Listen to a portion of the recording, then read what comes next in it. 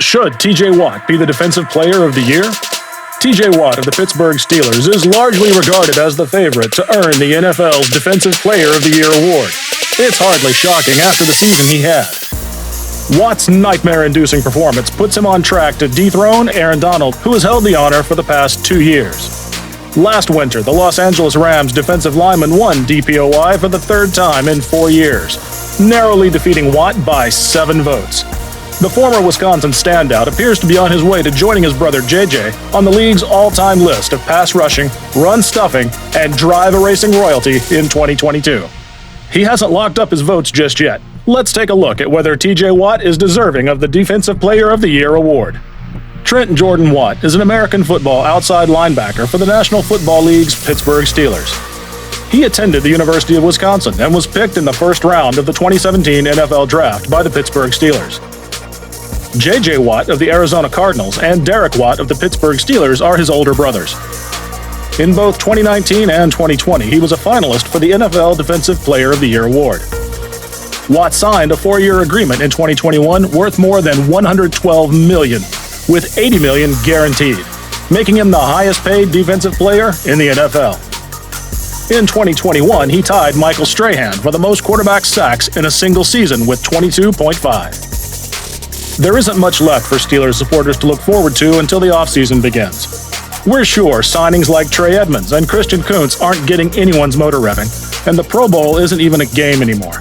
The only thing left to see is whether T.J. Watt takes home the Defensive Player of the Year award. After signing the largest contract for a defensive player in NFL history, and, more importantly, violating franchise precedent by having his first 3 years of the contract guaranteed, the fifth-year standout had probably his greatest season yet in 2022. After tying the NFL single-season sack record, 5 forced fumbles, 7 passes defensed, 21 tackles for loss, and 39 quarterback hits, it's impossible to claim they didn't get their money's worth. In the Steelers' lone postseason game, he also got a sack, a forced fumble, and a fumble recovery return for score, his first touchdown of his career. Despite the fact that the playoffs are not intended to factor into the Defensive Player of the Year award, is it going to be enough for him to finally earn the votes he needs to win? He was a finalist each of the previous 2 seasons, losing to Patriots cornerback Stephon Gilmore in 2019 and Rams cornerback Aaron Donald last year, who won it for the 3rd time. Is he about to be the center of attention? If he wins, he will be the 7th Steeler to win the honor in total and the club's 8th overall. Joe Green, twice, Mel Blount, Jack Lambert, Rod Woodson, James Harrison, and Troy Polamalu have all been honored before him. There is no other team that comes close.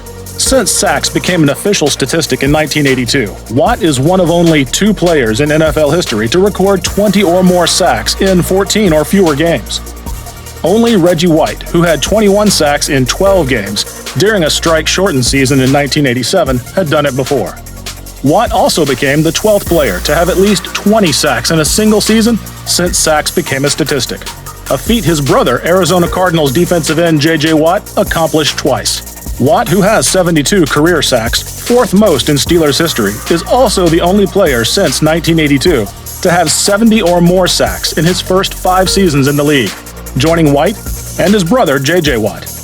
Watt set a new Steelers single-season sack record earlier this season, surpassing linebacker James Harrison's record of 16 sacks set in 2008. Watt had at least half a sack in 11 games in 2021, and he had multiple sacks in 8 of them. Ben Roethlisberger, the quarterback, described him as a game changer and a game wrecker. I've worked with players like Troy Polamalu, who can turn a game around. It doesn't happen very often on defense. It takes a certain kind of player to be a game changer on defense. Only 12 other players in NFL history have had at least 20 sacks in a single season. Half of those players went on to win DPOY.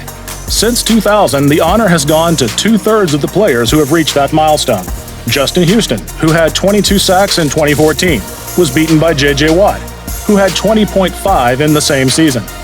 Watt can add to his credentials by collecting a league-high 23rd sack against the Baltimore Ravens next week.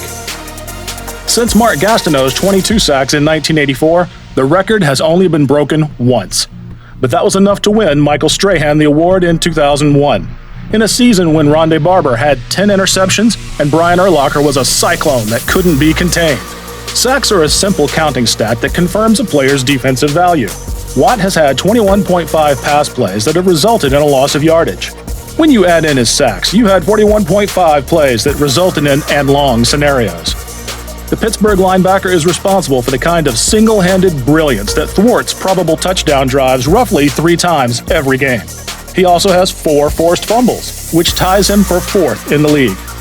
Watt's record would be tainted by the addition of a 17th game in 2021.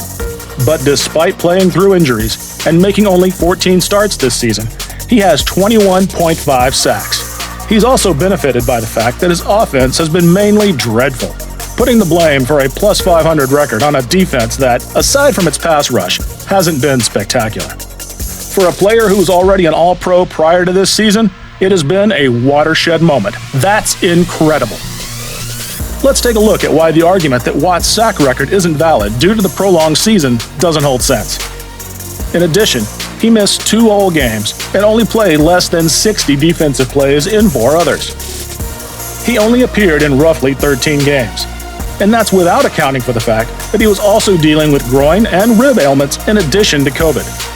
Sure, he wouldn't have tied Strahan without the extra week to make up for missed time, so if you don't want to include that in your personal record book, that's okay. But that doesn't make his season any less spectacular. Let's talk about sack quality next. If you follow football on Twitter, you've definitely heard someone criticize some of Watt's sacks this season, particularly the one against the Browns on a Baker Mayfield scramble, which, while not the most attractive sack you'll ever see, is still a sack. Mayfield began his slide below the line of scrimmage, seemingly tagging down the first player to do so. Watt was there nonetheless, and someone had to be sacked. If you want to call it half a sack, that's okay. But PFF provides full credit to all players for half sacks as defined by the NFL. Anyway, anyone with such a high sack total in a season is sure to have a handful that aren't quite up to snuff. Remember when Strahan broke the record by laying down for his pal to tag him? Which some may call an aborted play. Watt has led the NFL in sacks for a 2nd straight season, after finishing with 15 in 2020. For the 2nd year in a row, he led the league in tackles for loss. It was also his 4th season in a row with at least 10 sacks. He has yet to earn a Defensive Player of the Year award in his career, as Aaron Donald has dominated the category. Donald, along with Myles Garrett, Micah Parsons, and Trayvon Diggs, are among the other top contenders for the honor this year. Watt, on the other hand, is largely predicted to win. Given his output, it's no surprise that his teammate believes the only reason he wouldn't is because of some form of deception. That concludes today's video. What are your thoughts on TJ Watt's selection as Defensive Player of the Year? Tell us in the comments box below. And don't forget to like and subscribe. We'll see you in the next video. Till then, bye!